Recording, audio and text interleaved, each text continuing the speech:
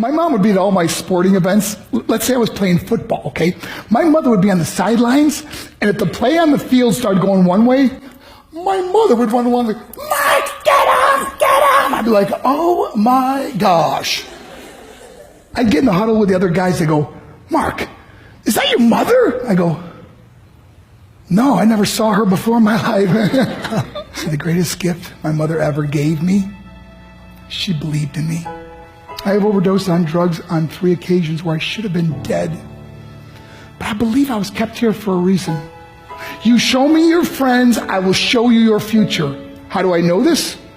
I hung out with losers, and I became the biggest loser of them all because I gave up everything I dreamt about as a little boy because of who I chose to surround myself with. My friends would drive me home at 2, 3, 4 in the morning. We'd be drunk and high, laughing in the car. We'd pull up in front of my house in New York. They go, Mark, the light's on. I go, oh man, my mother's up. See, my mom wouldn't go to bed until she knew her son was still alive. I'd walk in, she'd say, hi Mark, how was your night? I go, it was good, Mom, I'm just gonna go to bed. She goes, can I talk to you for a minute? I go, Mom, I'm tired, I'm just gonna go to bed. She goes, Mark, I haven't seen you all day and all night. Can I please talk to you? I said, man, just leave me alone. You bug me. I'd slam my bedroom door on the one person who believed in me.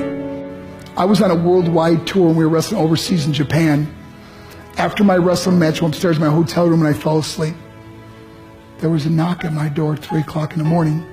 I got out of bed and I looked through the safety window and I could see it was a Japanese promoter. So I opened the door and he said, Mark, you need to call home. There's been an emergency. I went and got on the hotel room phone. I called back to the United States and said, hey, what's going on? They said, Mark, I don't know how to tell you this. I said, just tell me what happened. All of a sudden I started crying. They go, Mark, I can't tell you. I said, just say it. They said, Mark, your mother died. I just threw the phone down. I ran out of my hotel room. I took the elevator to the lobby, and when the doors opened up, I just ran out into the street. I mean, there was no cars, there was no people. It was 3 o'clock in the morning. And I walked down the middle of a street in Hiroshima, Japan, and I remember looking up and just saying, Mom, I am so sorry. I flew home for her funeral, and I was so nervous to walk up to her casket, so I just stood way in the back. And I kept looking from a distance, and I kept thinking to myself, Mom, please wake up. Please get up. And then I finally got the nerve to walk up to her. And as I got closer, I could see my mom for the first time. I mean, she was so beautiful.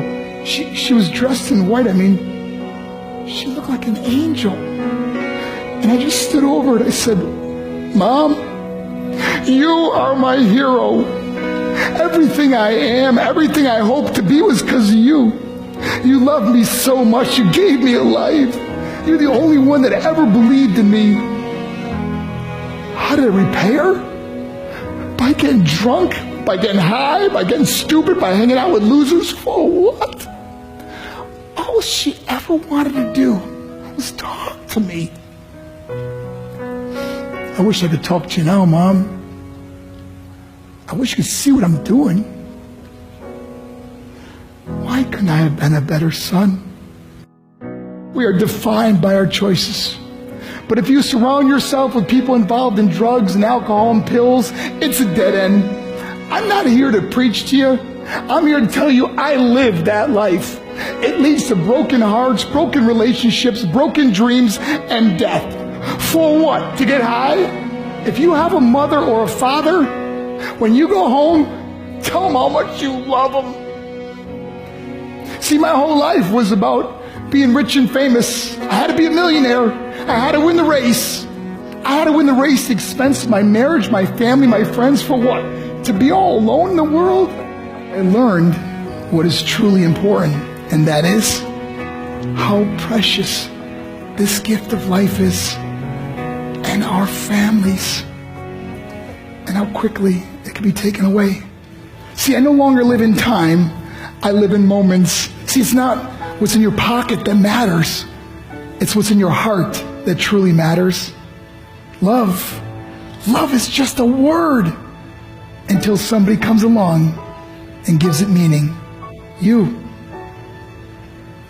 the meaning.